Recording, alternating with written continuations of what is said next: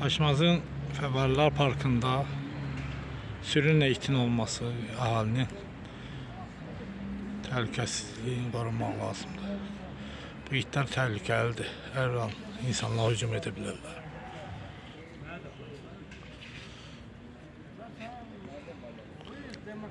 Lazımlı qurumlardan xahiş olunur ki, bunun qarşısı alınsın.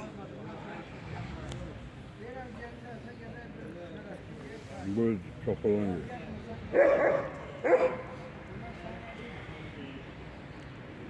Yaşlı insanlar var burada. Buradan qadınlar keçir, uşaqlar keçir. İstirahat parkıdır. Hər an təhlükə yarada bilər. Ne gözüne çekti, ne kız var. Ne? İşte gelir.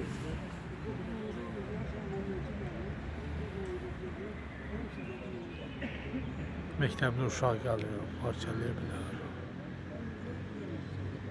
Bir sözlə istirahət zonasıdır. Değişti biri çarpıldı.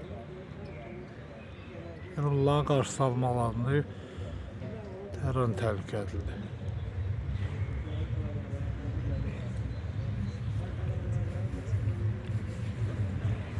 Hayvanlar parkı yok, işler parkı. Bu qədər.